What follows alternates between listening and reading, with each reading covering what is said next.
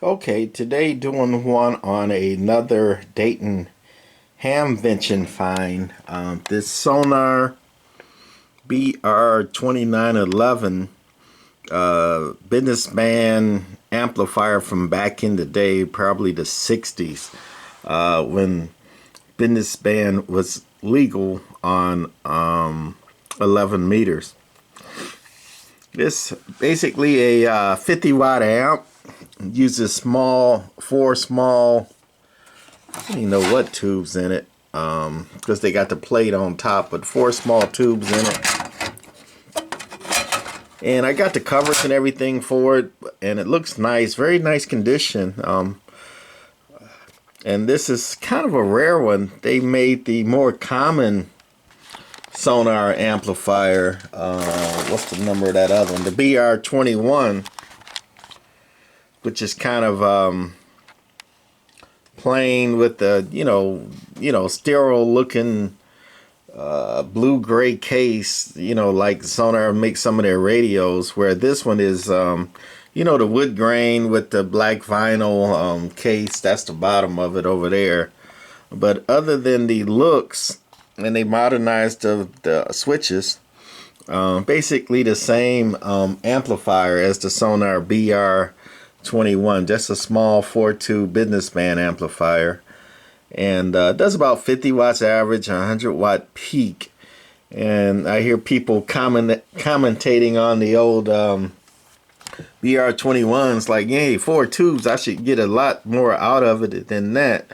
Well, Sonar only runs this on about 450 volts on the plate, which is about half of what most sweep tube amplifiers run it on. And what they did is, this amp is very clean. It's well made. It's clean. It's not made to do max watts. It's made to do 50 clean watts. So also in it has a small transformer. A little transformer there.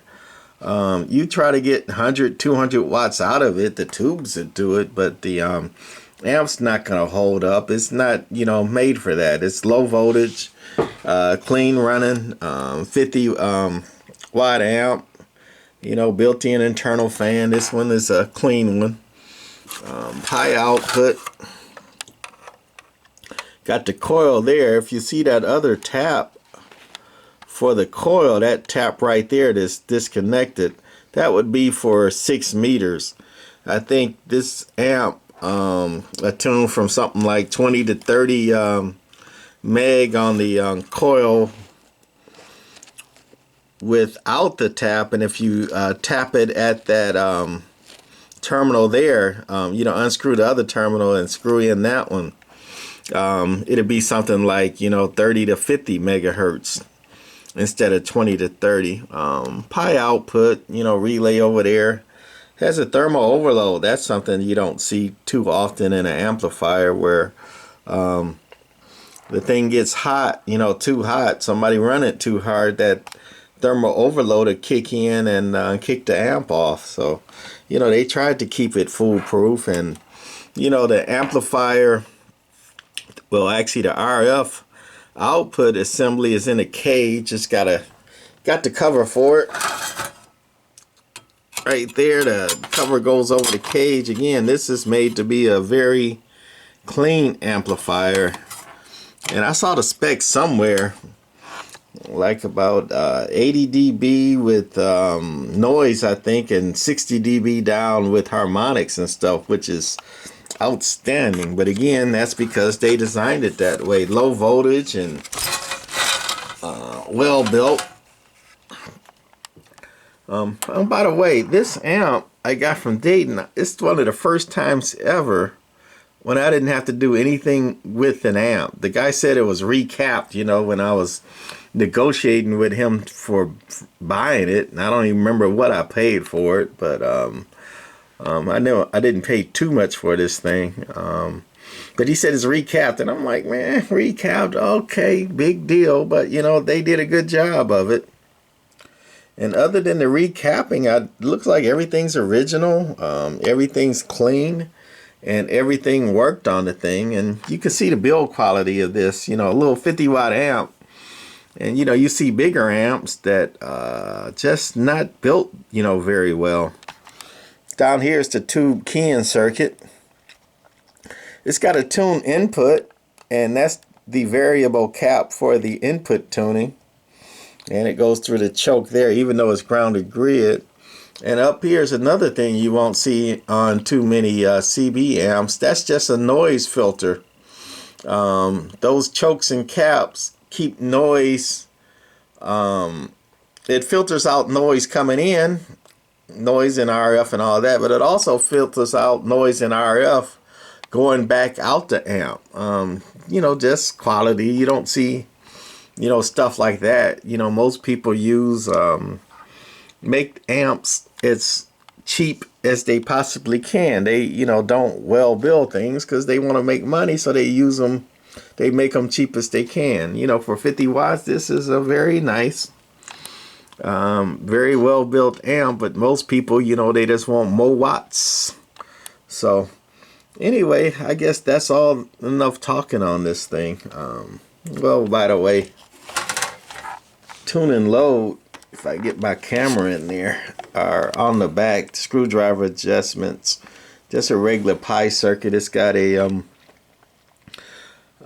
jack if you want to plug something in there, and I guess it'll turn on and off with the amp if you plug a radio or something small in there.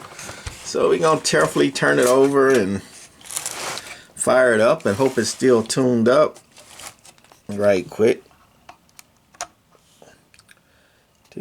We are not on. Oh, we are not plugged in. Ding, ding, ding, ding. Nice 3-wire plug there.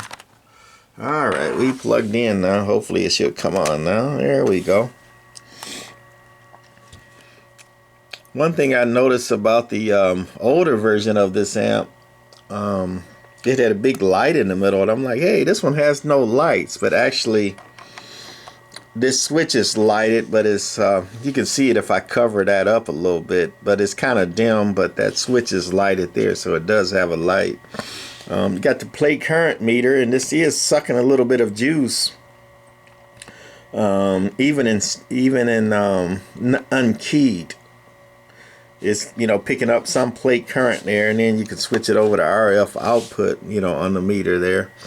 And also, if you notice, there's no standby switch on this amplifier. You know, you turn it off, and, you know, it's got feed through, and then you turn it on, and it's in operate. There's no standby operate switch on this amplifier. But I like it. I'm just, you know, I like Sonars a lot. It's just I don't collect them. So if somebody wants to make me a reasonable offer on this, I do think this is collectible. This version of this amp, the BR-2911, is hard to find, and it's just a nicer look than the more common BR-21 amp. So I guess that's enough talking. If everything is still tuned up, we got a 3-watt tram going into it, and we're on a dummy load, and that's the 200-watt scale, and it's dead keying 20 audio. Shh. Talking about 40, 45. Shh. Shishing to about 60. I'm glad somebody told me about the shishing, because my whistle doesn't work a lot of times nowadays. Probably whistling to about 65. That was on average, and now we on peak. Audio. Doing close to 90 watts peak. And that's all she does. That's the output of it. And that's what this little Sonar BR-2911 does. So we're going to wrap it up and put it in the corner somewhere. When I first got it, like I say, everything worked. I didn't have to do anything to it, except they had it tuned for dead key. Some people tune for dead key, some for swing. I'm a guy who tunes for swing myself. And when they had it tuned for dead key, I'm gonna key it up again, back on average.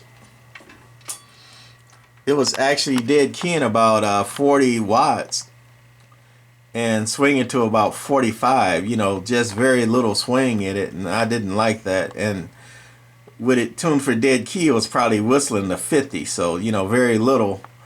But we retuned it for swing, and we like swing. That's on average. A quiet, running, very clean amplifier. We likey, don't lovey. But anyway, that's it for this one. Bye.